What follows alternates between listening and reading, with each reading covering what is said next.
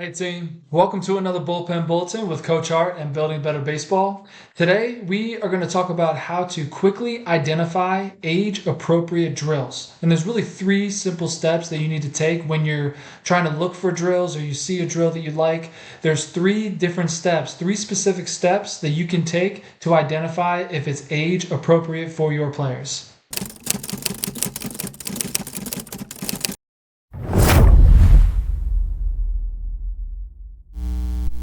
And remember, I'm Coach Hart. This is Building Better Baseball, the best place for baseball education. So let's get into the quickly identifying age-appropriate drills. All right. So the first thing we're going to talk about is really the purpose of a drill. I hear a lot of coaches, they always want new drills. They're always searching for drills and all of these things. And we just want to really get on the same page on what purpose of a drill is, right? So the drills are essential to development of any skill. So take any sport, any skill you're trying to develop, drills are just imperative to help the player learn how to do the skill. All right. And just so we have the same understanding going forward in this video, they are not meant to be complicated. Okay. If you see a drill and you're thinking to yourself, man, that looks kind of hard or that looks like kind of complicated, then don't do it.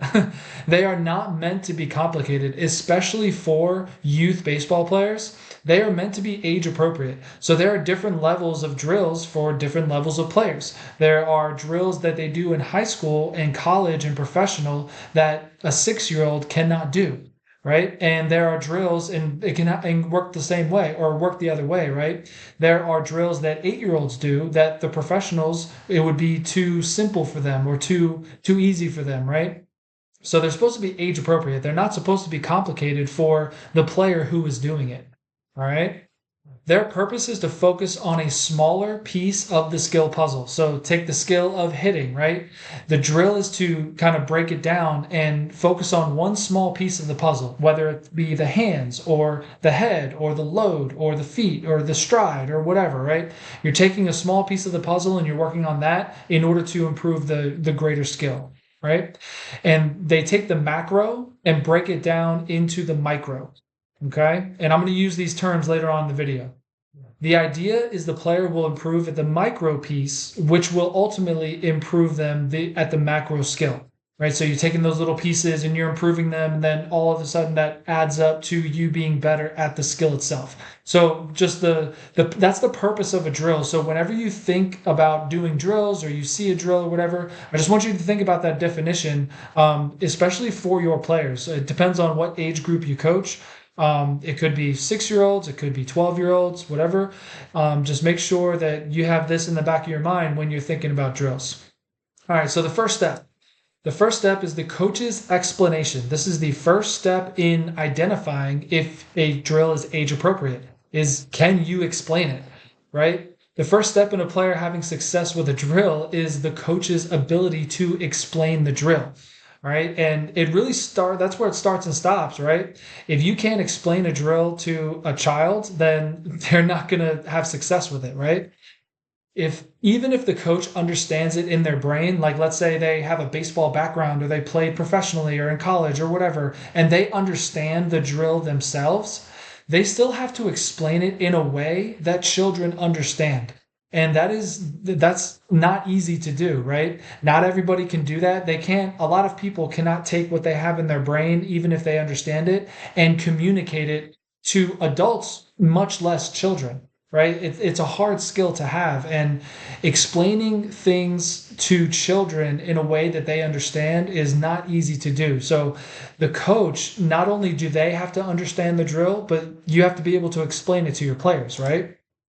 Can you explain it to children, right? Just ask yourself the question, when you see that drill and you're thinking about, that looks good for my team, think to yourself, can I explain it to children? And if the answer is no, it's probably not age appropriate, right? And these three steps can apply to any age group, right? It just depends on what age you coach. Is this drill age appropriate for the players that you coach, right? Can you explain it to a parent? So if a parent comes up to you asking, hey, what can Johnny do at home that, can help him improve? Can you explain this drill to a parent where they will understand? And let's say the parent doesn't have any baseball background, they don't really understand the kind of the ins and outs of baseball. Can you explain it in terms in a way that they understand it so that they can take it home and explain it to Johnny and Johnny can do it at home, right? Can you explain it to an assistant coach? Right? So you have an assistant coach. Can you explain it to them? And then they explain it to the players that they're working with in order for them to have success. All right. And if the answer is no to any of these questions, the drill is probably too advanced. Right. So I go back to, even if you have a baseball background and you understand it in your brain, can you explain it to children, to a parent, to an assistant coach? And if you cannot, if you struggle doing that and finding the words and finding the way to explain it, it's probably too advanced. Right. So this is the first step in just kind of identifying if a drill is age appropriate or not. All right. So the second step, the player's execution. The second step is the player's ability to execute the drill. And this is just physically performing the drill. Do they struggle performing the drill after one round of attempts? So one round, whether it be 5, 6, 10, whatever round you're doing, if they're still struggling through the entire round to even perform the drill, then you might want to think about it again, right? Even if they perform it at practice with guidance, can they perform it at home? Can they take it home and perform it by themselves? Do they have that kind of knowledge or understanding of it where they can take it home without a coach present and perform it at home? All right, that's another question you should ask when you are looking at drills to give to your players. All right. Can teammates operate a station successfully performing the drill without a coach present? So if you're coaching stations, you have 5 stations, you only have 2 coaches, your 2 coaches over here, you have your one last station over there where no coaches are. Can you give this drill to your players and have them perform it successfully without a coach present?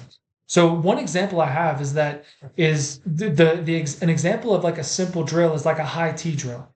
All right. A high T drill prevents you from dropping your hands when you're swinging, right? And that is very easy to explain. All right. And you basically put the tee up high, the ball is up here, and that's where you have to hit it. It's pretty simple explanation. That is age appropriate for a lot of age groups, right? But there are a lot of drills that I see, especially on YouTube and everything like that, where these higher level coaches, where they played at a high level, they coach at a high level, they are explaining all of these intricate details of this drill that have all of these mechanisms and all these things. And those are the drills that I'm trying to help you gauge if they are age appropriate or not. All right, so that's the kind of difference that I'm talking about.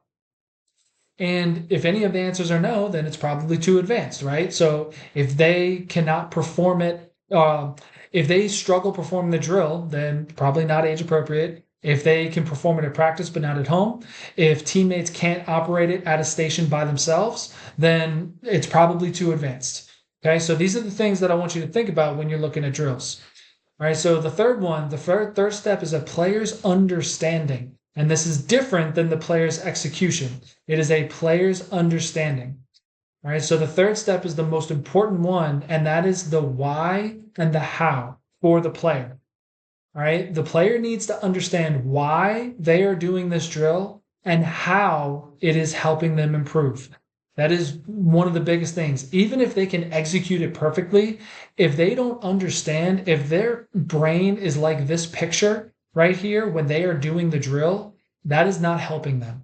Okay, they have to understand why they're doing the drill and how it's helping them improve. So if they don't understand the macro, if they don't understand the big skill that they're working on and what it should look like, then the micro means nothing to them. If they don't understand how a general swing should look, or the pitching motion, or fielding a ground ball, or anything like that, if they don't understand the bigger picture of the skill, the bigger puzzle, then working on these little micro puzzle pieces is not going to help them, right?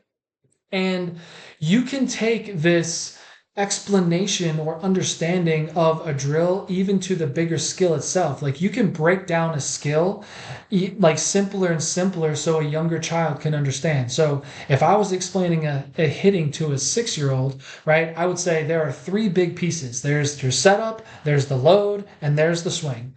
Right? So that is a very simple explanation of the larger macro skill of hitting, where I could find a simple drill such as hitting off of a tee, because hitting off of a tee is a drill. I could find a simple drill like that that would be age appropriate for that hitter in order to improve their hitting. Right? So you could, if the player does not understand the bigger picture, what it should look like, the drill is not going to help them, right? So they must understand what they're doing wrong, how this drill will help, and what the final product or skill will look like. If they do not understand that, then that's where we need to kind of focus first. And we need to kind of bring, if the drill itself is at this level here, but their player's understanding of the macro skill is here, then they're not going to understand this drill, even if they can perform it, right? So we need to match up the drill level, the drill level of comprehension, understanding, to the player's understanding of the skill itself. Right. And that is where you will find success. If you can find, and whenever you're looking for drills, you're going out looking at full drill video libraries, looking at YouTube videos, all these things. If you answer these 3 questions, take these 3 steps: coach's explanation, player's execution, and player's understanding, you can find drills that match up with your players right where they are, meet your players where they are, and you will find great success. That is where you will find the sweet spot for the drills that will work for your players and create the most success with your players and improvement. All right. So I hope you enjoyed. Before you go, if you're a coach, I have a free 2-hour practice plan that will help you plan a practice in 10 minutes or less for the rest of the season. It's in the free coaching starter pack down below. It's linked below. It also has a couple other things in there, but it's for you. Go grab it. All right. I hope you enjoyed this video, and this is an approach you can take with any drill that you see or any drill that you're thinking about putting in a practice plan. Answer these 3 questions. Take these 3 steps first before you put it in the practice plan to see if it will be a good fit and age appropriate fit for your team. Okay, so I hope you enjoyed. I'm Coach Hart. This is Building Better Baseball, the best place for baseball education. I'll see you in another video real soon.